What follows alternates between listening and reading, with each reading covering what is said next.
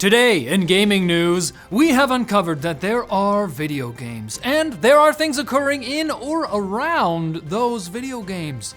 We'll have more on this story right now. Sony has announced they are launching PS5 cloud streaming later this month, allowing them to join Xbox in the year 2020. Oof, I got bad news for them. PS Plus Premium subscribers could already stream games from older PlayStation consoles, but they'll now finally be able to stream supported digital PS5 titles from the PS Plus game catalog, as well as some other PS5 titles they've purchased. Unfortunately, a Game Pass Ultimate killer, this is not. At least not yet. Sony says they plan to support hundreds of PS5 titles, but have only named a handful so far, which can only be streamed through the cloud on a PS5 console. Not even the PS Portal? The runaway smash hit? That's extra. Meanwhile, Xbox Game Pass Ultimate does support hundreds of games and lets you game on a virtual Xbox Series X through basically any device with a Wi-Fi connection. You have not truly gamed until you've played Starfield on your smart fridge. So close to the snacks. I'm heading back into the Starfield. PS5 cloud gaming will first roll out in Japan on the 17th, then Europe on the 23rd, and finally in North America on the 30th, as a little All Hallows Eve treat. Naturally, any North Americans who can't access the service at launch are legally permitted to TP PlayStation's house. Obligated even. What about eggs? It's the equivalent of an apple in the basket. Overwatch 2 has managed to anger its entire player base again, this time by locking some of Season 7's new Diablo 4 themed character skins behind a $40 paywall. That's only like 4 bananas. It's a Diablo skin, Michael. What could it cost? Specifically, the skin we're talking about here is the Lilith skin for the hero Moira, also known as the skin Blizzard prominently featured in the trailer for Season 7.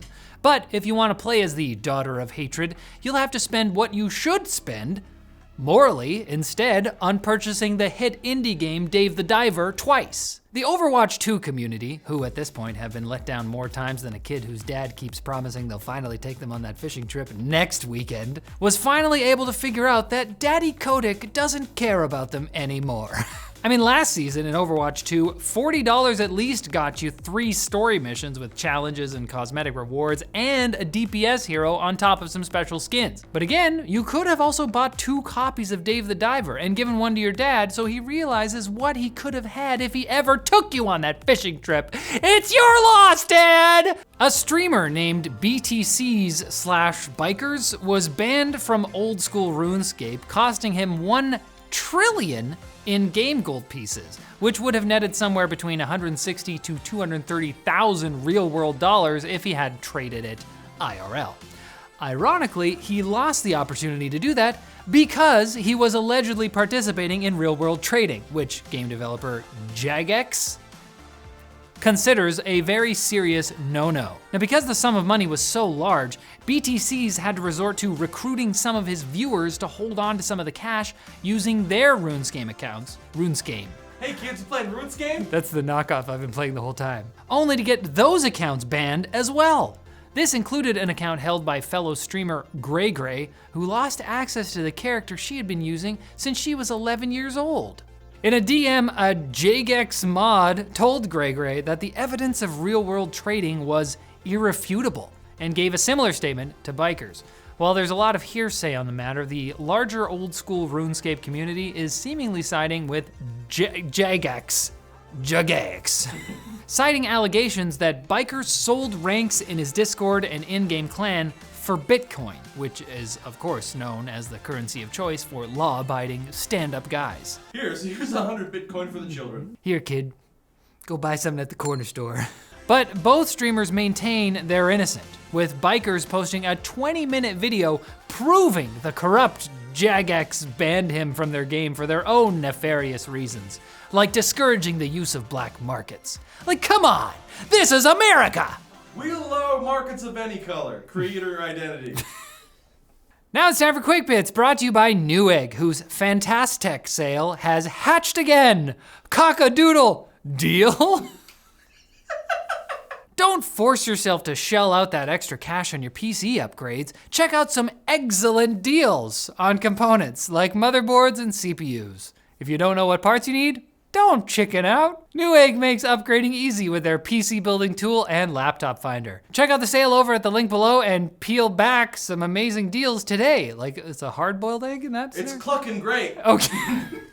Quick bits are all around us. They're in the air we breathe, the water we drink.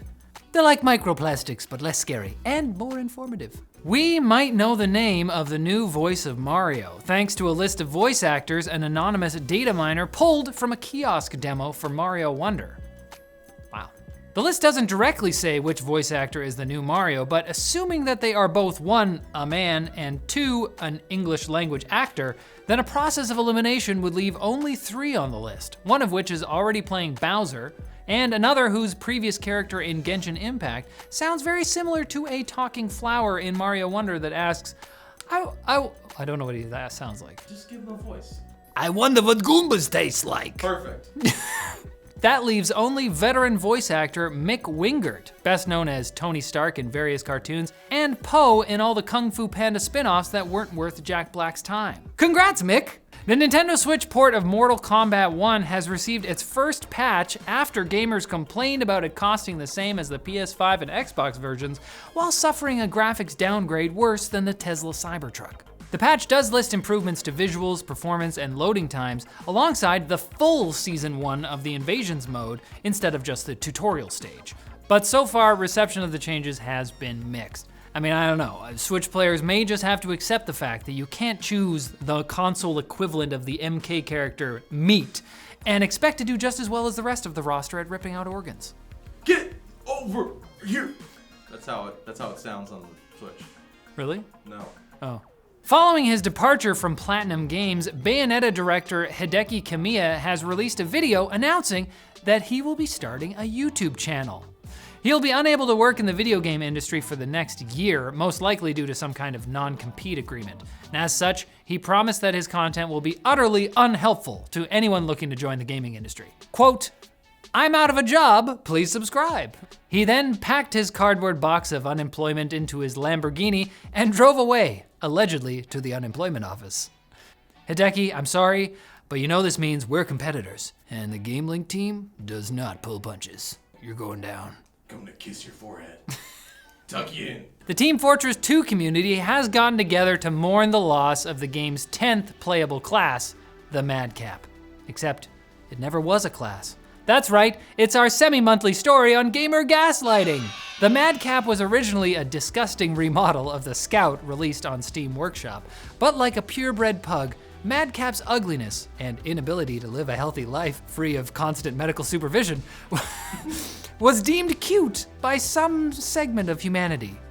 We call them psychopaths. Madcap became a meme, and now modern AI is being used to gaslight TF2 enjoyers into believing that he existed, and that his squished head wasn't prone to breathing problems and encephalitis. And TrainWiz, the modder behind the legendary Skyrim mod Really Useful Dragons, which replaces all dragons in the game with characters from Thomas the Tank Engine, has released a new mod for Starfield, and you're not gonna guess what it does. Unless that is, you guessed that it replaces every ship in the game with Thomas the Tank Engine. That's good job. Unfortunately, the size and unorthodox shape of Thomas make him difficult to fly in third person, but to quote TrainWiz, if you're installing this mod to begin with, we can both agree your life isn't in the best place currently. Big words from someone who lives on the floor of the New York subway. He's got a thing for it. But you will be in the best place for gaming news if you come back here on Tuesday, because that's what this channel is. That's what we do. Why did you come here?